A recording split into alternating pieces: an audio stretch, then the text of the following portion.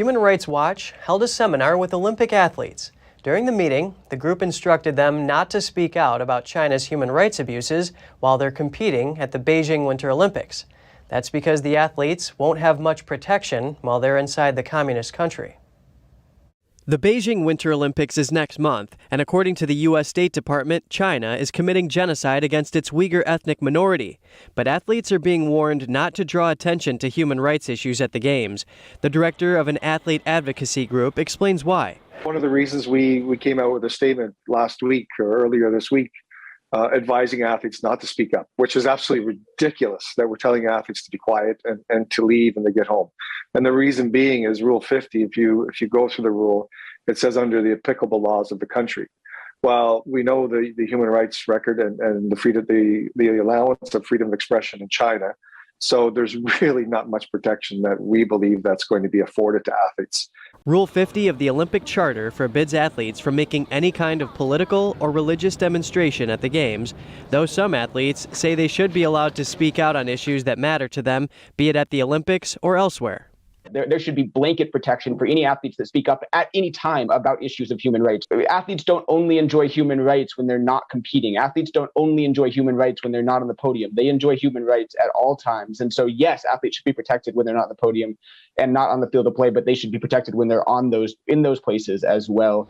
A researcher for Human Rights Watch who focuses on China explains how athletes could be in jeopardy if they don't heed the warning. And the Chinese laws are very, vague on the crimes they can use to prosecute people's free speech. You can be charged with picking quarrels and provoking trouble for speaking up. You can be charged for inciting subversion. So there are all kinds of crimes can be leveled for your peaceful, critical comments. And as Sophie mentioned earlier, China's conviction rate is 99%. All those, facts are a good indicator of what could happen to athletes if they decide to speak up. Reuters contacted the International Olympic Committee for comment. The IOC emailed the outlet saying the Olympic body always recognizes and upholds human rights as enshrined in both the fundamental principles of the Olympic Charter and in its code of ethics. The U.S., along with Japan, Britain, and Australia, have staged diplomatic boycotts of the Games. The countries have cited the ruling Communist Party's human rights abuses. Are the uniforms for the upcoming Beijing Winter Olympics linked to forced labor in the Xinjiang region? The International Olympic Committee, or IOC, said on Wednesday, no. The statement comes after a U.S. government agency probed the IOC on the issue.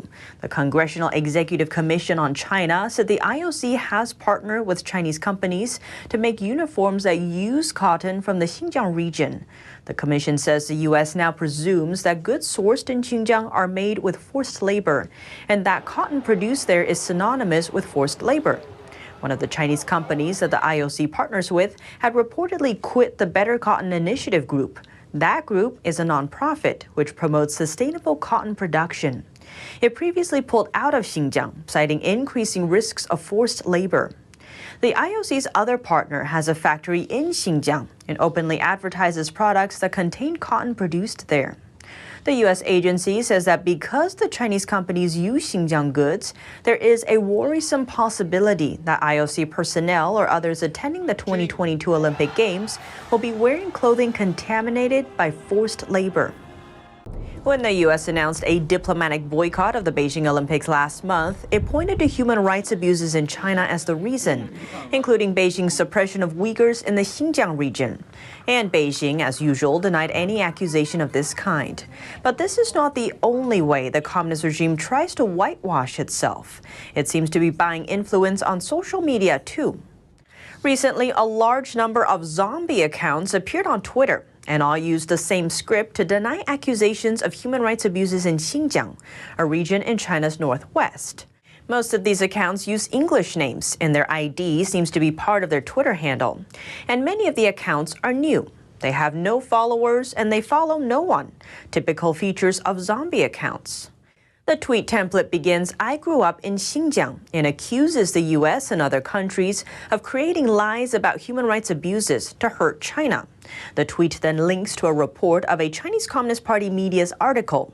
This article is an interview with a person from Xinjiang who says they've been living in the United Arab Emirates for 15 years. The linked website oceannet.com says on its official page that it is a Paris-based Chinese language outlet. However, internet user tests show its server is in California, and the website domain's Internet Cache Protocol was filed in Beijing. The Chinese Communist regime invests a lot in influencing opinions.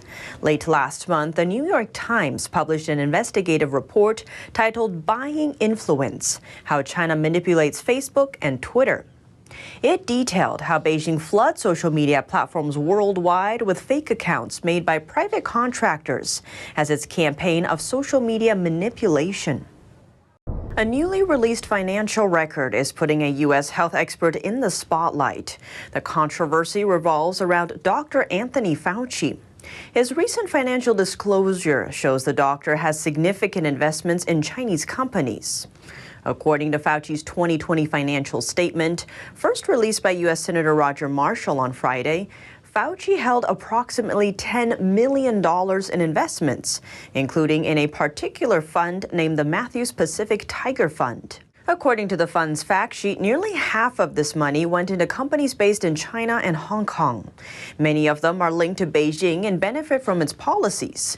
Included are tech company Tencent, online shopping giant Alibaba, Hong Kong Exchange and Clearing, and drug developer WuXi Biologics. Among them, Tencent has been known to comply with the Chinese regime's demands, like collecting users' personal data, monitoring online activity, and censorship. Those practices also extend outside China to U.S.-based and other international users of its messaging app WeChat. Besides Tencent, Chinese e-commerce giant Alibaba has been accused of cybersecurity risks and espionage by U.S. investigators. For Fauci, the disclosed financial information comes at a hectic time. That's amid dwindling public trust in his handling of the pandemic as chief medical advisor to Biden. Last week, the Senate summoned Fauci to a hearing over suggestions that he lied to Congress about his gain-of-function work. The controversy continued this week after Senator Roger Marshall accused Fauci of lying on another occasion, this time on his finances. In a statement, Marshall wrote, just like he has misled the American people about gain-of-function research, about masks, testing, and more, Dr. Fauci was completely dishonest about his financial disclosures being open to the public. Previously, Fauci claimed he had made his earnings public for nearly 4 decades. The top chip machine maker still doesn't have permission to export its newest machines to China. That's according to its CEO. The Dutch company ASML is the only one in the world that can manufacture the machines used to make the most advanced chips.